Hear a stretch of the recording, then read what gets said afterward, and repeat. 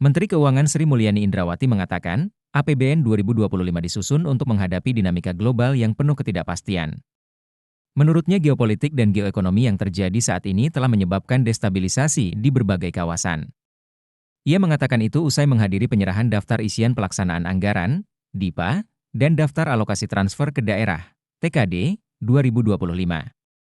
Acara yang berlangsung di Istana Kepresidenan, Jakarta ini juga diisi peluncuran katalog elektronik, e-katalog, versi 6.0. 25 yang disusun tahun lalu, yaitu pada mulai bulan April dengan pembentukan atau pembahasan mengenai kerangka ekonomi makro dan pokok-pokok kebijakan fiskal, dan kemudian dibahas dengan DPR, dan kemudian diajukan oleh Bapak Presiden Jokowi pada bulan Agustus tanggal 16 2024 untuk dibahas RUU APBN-nya dengan DPR dan diselesaikan pada akhir September.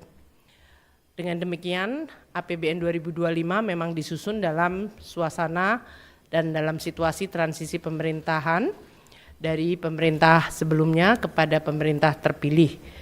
Dan dalam pelaksanaan penyusunan tersebut telah dilakukan konsultasi dan komunikasi dengan Presiden terpilih, sehingga program-program dari Presiden terpilih telah terakomodasi di dalam APBN 2025.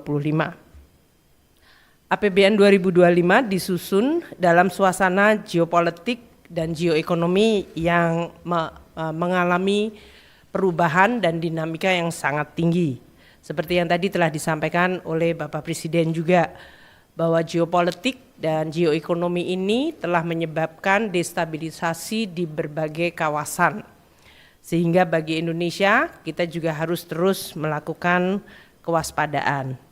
Meskipun kondisi Indonesia relatif dalam situasi yang baik, pertumbuhan ekonomi adalah sekitar 5% semenjak tahun 2022 hingga 2024. Dan kita juga melihat laju inflasi yang terakhir angka 1,55 juga merupakan laju inflasi yang terendah di dunia. Kita lihat dari sisi sumbangannya, terutama untuk volatile food juga mengalami penurunan yang sangat drastis. Ini menggambarkan upaya kita untuk menstabilkan dan menjaga tingkat harga pangan pada tingkat yang terjangkau oleh masyarakat telah mampu dilakukan.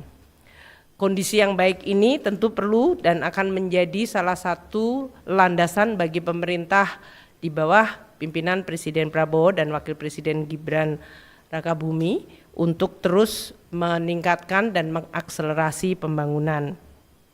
Hal ini, menurutnya, menggambarkan keberhasilan pemerintah menstabilkan dan menjaga harga pangan pada tingkat yang terjangkau masyarakat. Selain itu, ia menyebut neraca perdagangan Indonesia juga dalam posisi positif. Tercatat, dalam 54 bulan terakhir Indonesia mengalami surplus perdagangan.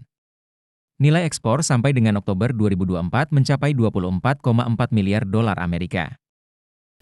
Neraca perdagangan kita juga dalam posisi positif 54 bulan terakhir mengalami surplus perdagangan, di mana nilai ekspor kita sampai dengan Oktober 2024 mencapai 24,4 miliar US dollar.